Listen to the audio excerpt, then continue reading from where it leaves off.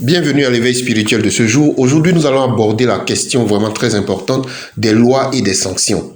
Ne mens pas. Alors, faut-il encore parler du mensonge? Faut-il encore parler du mensonge? Le mensonge crée des troubles dans la communauté. Le mensonge est l'un des pires crimes dans la communauté.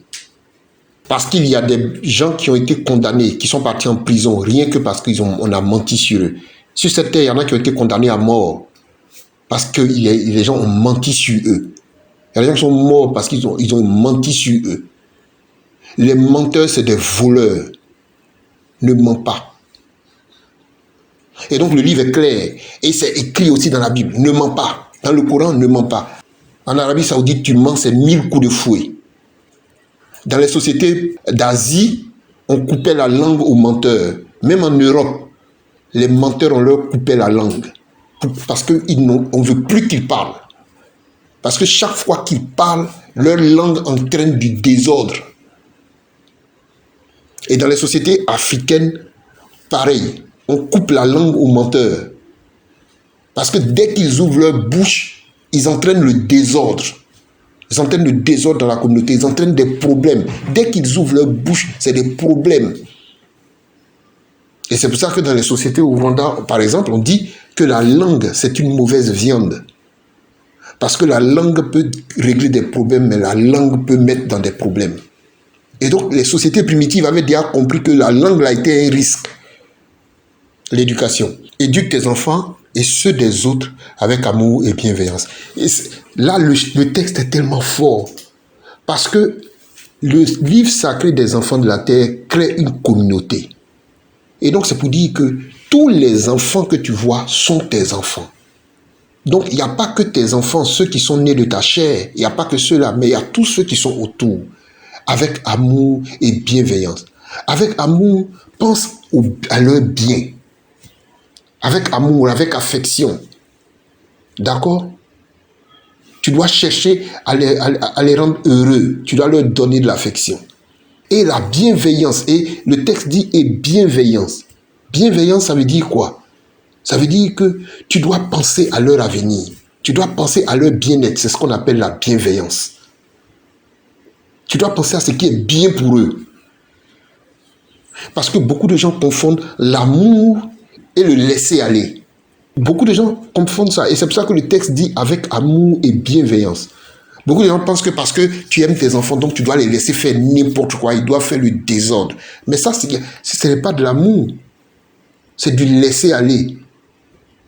Donc, il faut éduquer tes enfants avec amour et bienveillance. Et la bienveillance est la responsabilité de l'amour.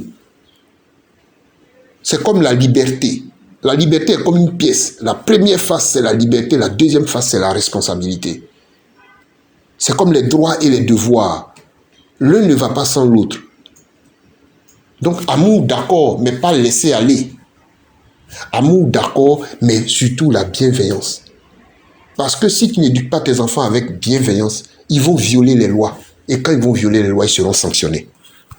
Œuvre pour le bien-être de tous. Ça aussi, c'est un verset qui est tellement fort. Ça veut dire que quand on vit dans une communauté, on doit faire du bien. On doit mettre en place des choses. On doit réfléchir à qu'est-ce qu'on peut faire pour que tout le monde soit heureux. Qu'est-ce qu'on peut laisser à l'humanité comme héritage? On va le voir après, dans le chapitre de la vie éternelle. C'est pour ça qu'on dit œuvre pour le bien-être de tous. Ça veut dire que chaque fois que tu poses un acte, ça ne doit pas être pour mentir. Ça ne doit pas être pour voler. Ça ne doit pas être pour tuer. Non. Ça va être pour faire du bien. Tu dois faire de la science pour trouver des médicaments, pour inventer des machines, des logiciels, des ordinateurs, inventer des moteurs d'avion, de voitures, pour que les gens puissent se déplacer plus facilement, plus rapidement, pour que les gens puissent travailler plus facilement.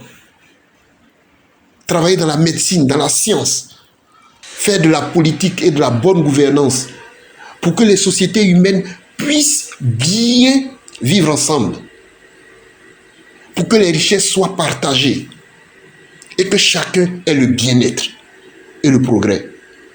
Écrire des livres pour partager la connaissance, tourner des films pour partager la connaissance, la culture. chanter, faire de la musique, faire du sport, pour que les gens puissent être contents, utiliser ça comme distraction, comme moment de détente, ainsi de suite. Donc, toutes ces activités humaines qui conduisent au bien.